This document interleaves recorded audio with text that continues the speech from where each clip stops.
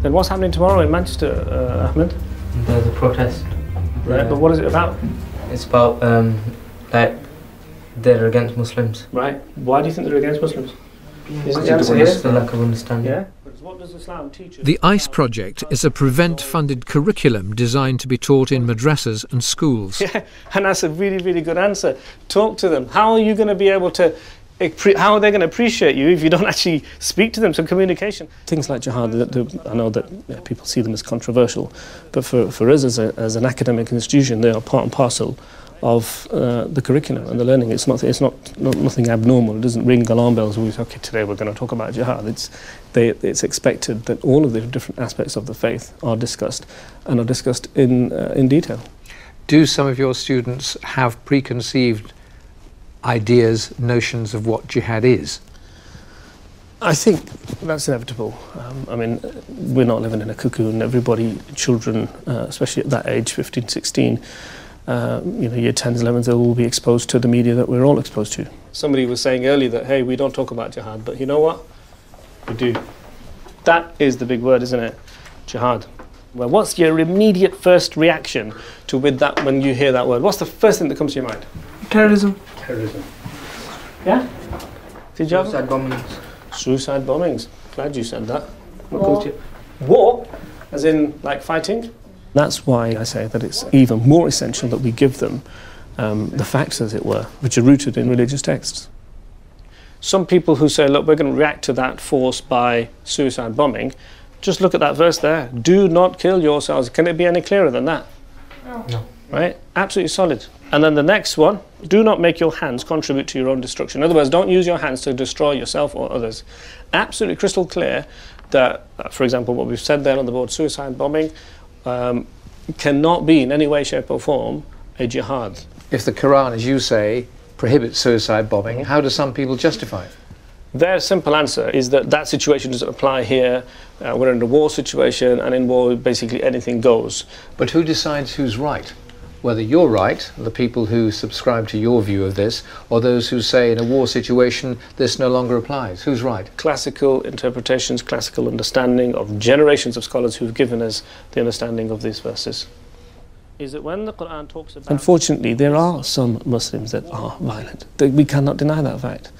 We cannot deny the fact that there are still people today who promote and propagate this idea that the other is an enemy, the other is therefore an enemy of Islam and therefore eligible to be killed. The other being? Anybody other than Muslims.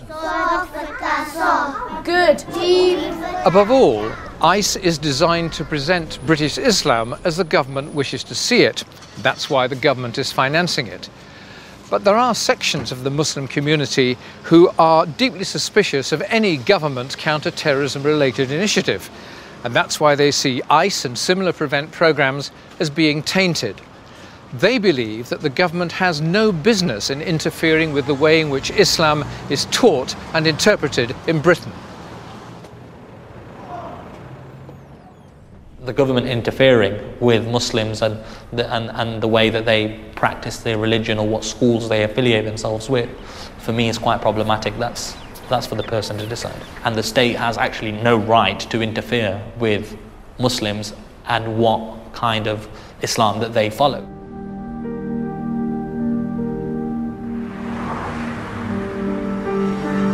My investigation into Generation Jihad began in West Yorkshire with the story of Hamad Munshi. Radicalised by extremists on the internet when just 15 and arrested during his GCSEs, Munshi is the youngest Briton ever to be convicted of terrorism offences.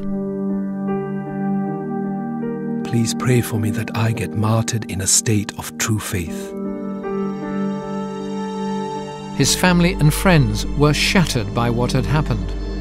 Hamad was definitely radicalized. I mean, look at him, he's 15 years old, he's a young kid. Hamad was groomed and it was done intentionally. They knew exactly what they were doing with Hamad.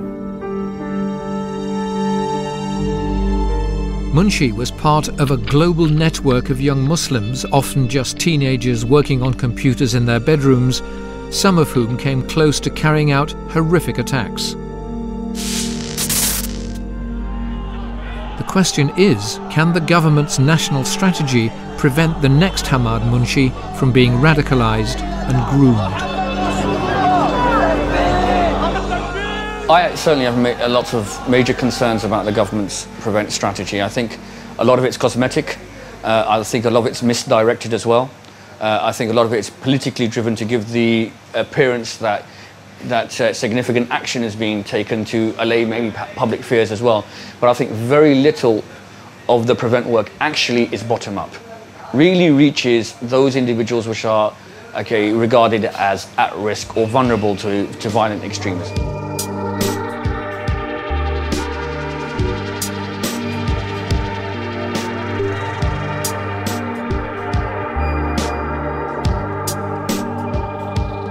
After the 7/7 bombings, the government had to act decisively to prevent violent extremism and stem the rise of Generation Jihad.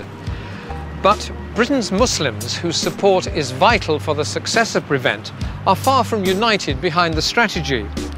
Many of them feel that they're being unfairly targeted and stigmatised. The risk is that far from rejecting Generation Jihad, government intervention may drive many young Muslims to join it.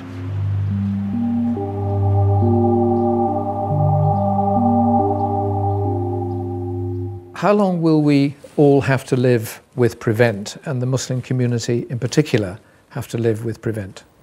I think this is generational. I think for the next generation. I think we woke up as a society in 2005 to the idea that people were prepared to commit suicide and carry out atrocities in Britain because of the perversion of an ideology.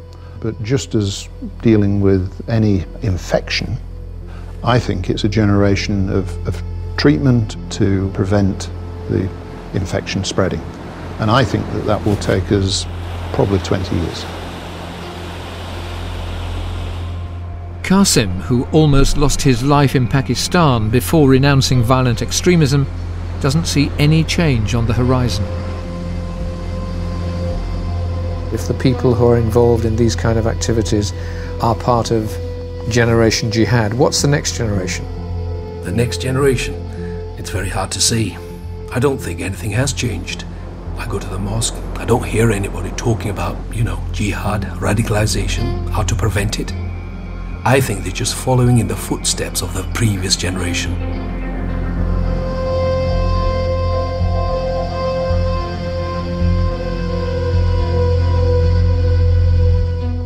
If you've missed any of this series or want to view an episode again, you can catch up now on the BBC iPlayer.